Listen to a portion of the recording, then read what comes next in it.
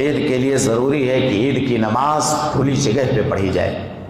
مصلی عیدگاہ میں پڑھی جائے، اور یہ سنت ہے۔ بلکہ بغیر عذر شرعی کے عید کی نماز مسجد میں نہیں پڑھنا چاہیے، درست ہی نہیں ہے۔ عذر ہے تو چلے گا، اس لیے کہ عذر کے اعتبار سے شریعت نے رخصت دے رکھا ہے۔ جس طرح سے کہ کوئی شخص عمومی طور پر میدان میں یا قبرستان میں جنازہ نہ پڑھ کر کے ہر نماز جنازہ مسجدیں میں پڑھے، یہ بھی نہیں مناسب۔ کسی عذر کی بنا پر جنازہ بھی مسجد میں پڑھا جا سکتا ہے، کوئی مشکل نہیں، لیکن یہ اصل میں باہر پڑھی جانے والی نمازیں ہیں، تو ایسے عید کی نماز کو کھلی جگہ پہ پڑھنا چاہیے، یہ بھی سنت ہے۔ اللہ کے رسول صلی اللہ علیہ وسلم عیدگاہ کے لیے نکلتے تھے، صلاۃ استسقاء کے لیے میدان میں نکلتے تھے، بارش مانگنا ہوتا تھا تو بھی باہر نکلتے تھے،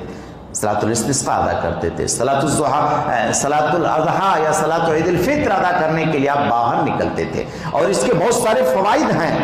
ایک تو مسلمانوں کو اپنی اجتماعیت کا احساس ہوتا ہے کہ میں اکیلے نہیں ہوں، یا ہم ایک گھر دو گھر نہیں ہیں اسلام کے ماننے والے، یہ پوری کی پوری تعداد یہاں سے لے کر کے وہاں تک، اور یہ پورا مسلح میں جو لوگ بھرے ہیں، اور مردوں کے ساتھ ساتھ خواتین بھی ہیں، اور خواتین بھی محسوس کریں کہ جس دین پر ہم قائم ہیں، دیکھیے وہ ہم اکیلے نہیں ہیں، یہ بہت بڑی تعداد ہمارے ساتھ۔ ان کو یہ بھی احساس ہو کہ ہمارے اخوان کی کثرت ہے، ہمیں کسی مشکل میں پڑنے پر یہ ہمارے بھائی بند ہیں جو ہمارا ہیلپ کر سکتے ہیں، ہماری خوشی غمی میں شریک ہو سکتے ہیں، اور اس طرح سے انسانی اور سماجی جو ضرورتیں ہیں وہ آدمی محسوس کرے گا کہ اتنی بڑی تعداد ہماری ہے، اور اس طرح سے ایک طرح کی خوشی تو اسی پر میسر ہو جائے گی۔ غیر وطنی آپ نے فیل کیا ہوگا، جب کبھی پردیس میں ہوتا ہے تو اپنے وطن والوں کو تلاشتا ہے، یہاں پر کتنے لوگ ہیں، سعودی دبئی وغیرہ لوگ جاتے ہیں، انسانیوں کی کمی نہیں ہے، انسانوں کی تو ہندوستان کے اندر 1.25 کروڑ آبادی ہے، انسان کی کمی نہیں ہے، مطلب ہم مشرب کون ہے، ہم مذہب کون ہے، ہم دین کون ہے، ہمارا بھائی کون ہے، اس کی تلاش ہوتی ہے، اور یہ عید کی اجتماعیت سے انسان کے اندر، ہر شخص کے اندر ایک بہت باری جو ہے کانفیڈنس پیدا ہوتا ہے، خود اعتمادی پیدا ہوتی ہے کہ ہم اکیلے نہیں ہیں، یہ سب کے سب ہمارے بھائی اور اخوان ہیں۔ اسلامی اجتماعیت کا ایک بہت بڑا فائدہ یہ ہے کہ وہاں پر غیروں کے سامنے ان کی طاقت اور ان کی تعداد کا بھی مشاہدہ ہو جاتا ہے کہ یہ چند لوگ نہیں ہیں، بلکہ یہ تو اللہ کے نام لیواؤں کی ایک پوری کی پوری کھیپ موجود ہے، بہت بڑی تعداد ہے۔ یہ بھی فوائد ہیں اس کے ہر آدمی، اور جو فائدہ گھر میں پڑھ لینے سے یا مسجد میں پڑھ لینے سے حاصل نہیں ہوتا، باہر نکلنا چاہیے۔ اسی طرح سے عیدگاہ جاتے وقت تکبیرات کے کلمات زبان سے کہتے ہوئے جانا چاہیے، اور واپسی پر آتے ہوئے بھی کہتے ہوئے آنا چاہیے۔ خواتین کو بھی عیدگاہ لے کر جانا چاہیے۔ حضرت ام عطیہ کی بہت مشہور روایت ہے اس باب میں، جس کا آج تک کوئی توڑ نہیں پیش کر پایا۔ تو ام عطیہ کہتی ہیں کہ ہمیں حکم دیا جاتا تھا، رسول صلی اللہ علیہ وسلم حکم دیتے تھے کہ ہم عیدگاہ کے لیے بالغ عورتوں کو، نابالغ عورتوں کو بھی عیدگاہ نکالیں، نخرج العواتق والحید الی المصلی۔ بالغ عورتیں، بڑی عورتیں جو ہو چکی ہیں، ان کو بھی لے کے چلیں عیدگاہ میں، اور بچیوں کو بھی لے کے جائیں عیدگاہ میں۔ ہاں،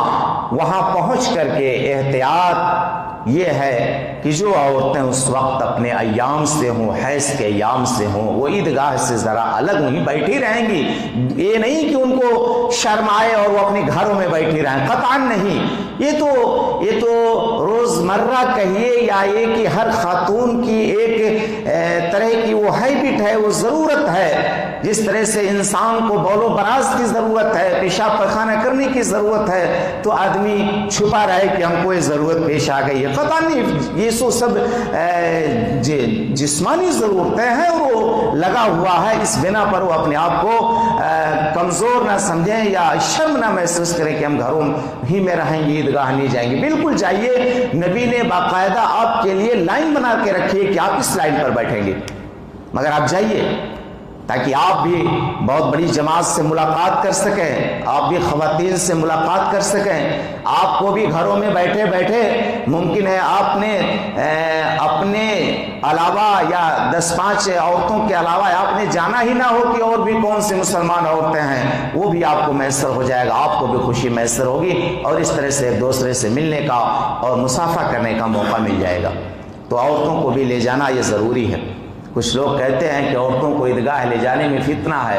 پورا دن اور پوری رات ان کی عورتیں مارکیٹ میں مارکیٹنگ کریں، شاپنگ کریں، کوئی فتنہ نہیں، کوئی خطرہ نہیں ہے۔ عیدگاہ میں جو ایک سنت ہے، نبی پاک صلی اللہ علیہ وسلم نے کتنی مصلحتوں اور کتنی فوائد کے پیش نظر آپ نے باہر نکل کر کے نماز پڑھنے کا حکم دیا ہے، یہاں ہمیشہ خوف نظر آ رہا ہے۔ ہم پوری فیملی جا رہے ہیں، ایک ساتھ جا رہے ہیں تو ہمیں فتنے کا ڈر لگ رہا ہے، اور ہماری عورتیں سنگل جا کر کے مارکیٹنگ کریں تو کوئی خوف نہیں ہے۔ یہ دراصل ایک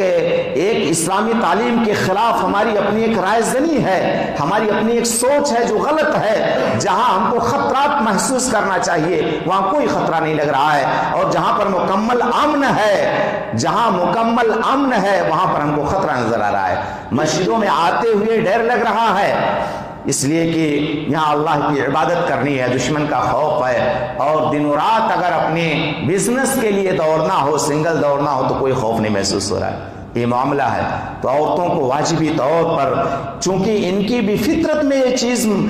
بسی ہوئی ہے، جیسے ہماری فطرت میں موجود ہے کہ کبھی ہم بھی کھلے آسمان کو دیکھ سکیں، ہمیشہ تو چھت ہی کو دیکھا کرتے ہیں، اسی طرح سے اپنی اجتماعیت کو دیکھیں، اپنی تعداد کو دیکھیں، اور مسلمانوں کو دیکھیں، مسلم خواتین کو دیکھیں، خواتین کو دیکھیں، اور مکمل طور پر خواتین پردے کے ساتھ آئیں گی۔ یہ مطلب نہیں ہے کہ آج عید کا دن ہے تو پردوں کا تقدس پامال ہو جائے، قطعاً نہیں، مکمل پردے کے ساتھ وہ آئیں گی۔ اللہ کے نبی سے خاتون نے عرض کیا کہ اگر ہماری بہنوں میں کسی کے پاس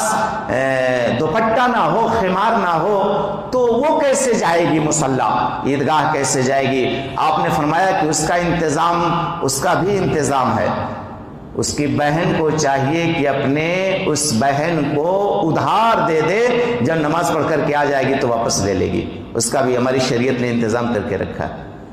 نہیں ہے کسی کے پاس۔ آج کی بات نہیں ہے، آج تو اللہ کا شکر ہے، آپ نے اسی زمانے میں انتظام کر دیا تھا جب کہ کپڑوں کی قلت تھی کہ اس کی جس بہن کے پاس ہے وہ دے دے، اور عاریتاً دے دے کہ نماز پڑھ کر کے آئے گی پھر واپس لے لے گی، دے دیں گے، مگر جائیں وہ عیدگاہ میں، اس لیے کہ روزانہ تو ان کو گھر میں بیٹھنا ہے نا۔ وقرن فی بیوتکن، بہت ہی اہم ضرورت ہی پہ عورتیں نکلا کرتی تھیں، وہ یہ نہ محسوس کر سکیں کہ ہم کنویں کے میڈک ہیں۔ نہیں، دیکھیے یہاں اسلام نے آپ کے لیے، آپ کے پوری مسلم خواتین، بستی میں جتنی مسلم خواتین ہیں سب سے ملاقات کرنے کا موقع دے دیا ہے۔ یہ اللہ رب العالمین کی طرف سے سسٹم ہے جس کو گہرائی کے ساتھ سوچنے کی ضرورت ہے۔ اسی طریقے